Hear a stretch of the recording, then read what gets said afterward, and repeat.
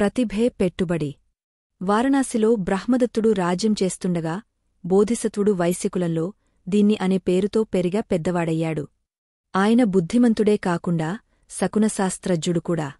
ఒకనాడాయన రాజుగారి వద్దకు వెళ్తూ తోవలో చచ్చిన ఎలుకని చూసి నక్షత్రస్థానం గురించి, తెలివితేటలు కల యువకుడైతే ఈ చచ్చిన ఎలుకని తీసుకుపోయి దీనినే పెట్టుబడిగా వ్యాపారము చేసి వివాహము చేసుకోవచ్చును అన్నాడు. ఆ మాటలు పేదవాడైనా ఒక మంచి తెలివైన బాలుడు విన్నాడు. చిన్ని శ్రేష్ఠి తెలిసి తప్పుమాట్లాడడని తలచి ఆ ఎలుకను తీసుకెళ్లి పిల్లిని పెంచే ఒక కొట్టువానికి కాని రూపాయిలో 64వ వంతు అమ్మి దానితో బెల్లంకొని మంచినీటిని పట్టుకుని అడవినుంచి పువ్వులు తెచ్చి అమ్మేవారికి చిన్న బెల్లం ముక్కపెట్టి మంచి నీళ్లు ఇచ్చాడు. వాళ్లతనికి కొన్ని పూలు ఇచ్చిపోయారు. అతను వాటిని అంగడిలో అమ్మి ఆ డబ్బులతో మరింత బెల్లంకొని మరునాడు కూడా వారికి బెల్లం ముక్క మంచి నీళ్లు ఇచ్చాడు. వాళ్లీసారి కొన్ని పూలదండలు, పూలమొక్కలు ఇచ్చారు. ఈ ప్రకారంగా అతను 8 కార్షాపనములు త్వరగానే సంపాదించాడు. ఇలా ఉండగా ఒకనాడు పెనుగాలి వీచి వాన కురిసింది. ఆ గాలికి రాజోద్యానములో ఎండుకొమ్మలు ఆకులు రాలి అక్కడంతా చిందరవందరగా తయారయ్యింది. తోటమాలికి ఏం చేయాలో అర్థంకాలేదు. అదంతా బాగుచేయడం అతనికి తలకిమించిన పని.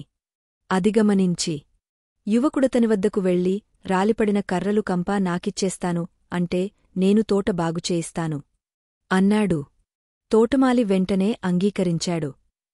ఆ యువకుడు పిల్లలాడుకునే చోట్కిపోయి బెల్లం ముక్క పెడతాను అని ఆశచూపి వాళ్లని తోటలోకి తీసుకుపోయి తుక్కుపోగు చేయించి బయట పోయించాడు. ఆ సమయంలో కుండలని కాల్చేందుకు కర్తలకోసం పోతున్న ఒక కుమ్మరి 26 కారాపణములు, కొన్ని చెట్లు యువకుడికిచ్చి ఆ కుప్పని తరలించుకుపోయాడు. అప్పుడా యువకుడికొక ఉపాయంతోచింది. నగరద్వారానికి దగ్గరలో గడ్డికోసుకుని వచ్చేవారికి కుండలతో నీరిచ్చివారి దాహం తీర్చాడు. నువ్వు మాకు మేలు చేశావు, మేము నీకేం చేయమంటావు అని అడిగారు. సమయం వచ్చినప్పుడు అడుగుతాను, అప్పుడు మీరు నాకు సాయం చేద్దురుగాని అన్నాడు. ఆ యువకుడు మెల్లగా కొందరు వర్తకులతో స్నేహం చేశాడు. ఒకనాడొక వర్తకుడు రేపు 500 గుర్రాలతో అశ్వవర్తకుడు నగరానికి వస్తాడు అని యువకుడికి చెప్పాడు. అతను వెంటనే గడ్డి తెచ్చేవాళ్ల దగ్గరకెళ్ళి, రేపు మీరు నాకు ఒక్కొక్కరు ఒక గడ్డిమోపు చొప్పున వెయ్యాలి. నా మోపులమ్ముడయ్యే వరకు మీరెవరూ మీ గడ్డిమోపులమ్మకూడదు. ఇదే మీరు నాకు చేయవలసిన సాయమన్నాడు. వాళ్లంగీకరించారు. మరునాడు గుర్రాల వర్తకుడు వచ్చాడు. ఆ గుర్రాలకి గడ్డి కావాలి. కాని ఆ యువకుడి దగ్గర తప్ప నగరంలో మరెక్కడా గడ్డి దొరకలేదు. అందుచేత తన 500 గుర్రాలకి అతనివద్దనున్న 500 గడ్డిమోపులని 1000 నాణాలిచ్చి కొనవలసి వచ్చింది. ఇది జరిగిన కొద్ది రోజులకే మరొక వర్తకుడు యువకుడితో, రేవులోకి ఒక గొప్ప నావ వచ్చింది అని చెప్పాడు. ఆ మాటలతో యువకుడికొక ఉపాయము తట్టింది. అతను చక్కగా అలంకరించబడిన బండి నొకదానిని గంటకింత అని అద్దెకు తీసుకుని ఒక నావను కొని దగ్గరలో ఒక మంటపం నిర్మించి లోపల తాను కూర్చుని తన పరివారంతో, బయటినుండి వర్తకులు వచ్చినప్పుడు వరసగా మీ 3 వారిని నా దగ్గరకు తీసుకురండి అన్నాడు. రేవులోకి నౌక వచ్చిందని విని వారణాసి నుండి ఒక 100 మంది వర్తకులు సరుకులు కొనడానికి వచ్చారు. కాని అంతకుముందే సరుకంతా యువకుడు నియమించిన 3 వారినతని వద్దకు వెళ్లబోయారు. యువకుడు నియమించిన 3 వారినతని వద్దకు తీసుకువెళ్లారు. బేరసారాల పిమ్మట వర్తకులొక్కకక్కరు నౌకలో భాగమునకు 1000 చొప్పున సరుకుకి 1000 చొప్పున నాణాలిచ్చారు. ఈ విధంగా ఆ యువకుడు 2 లక్షలతో వారణాసికి తిరిగవచ్చాడు.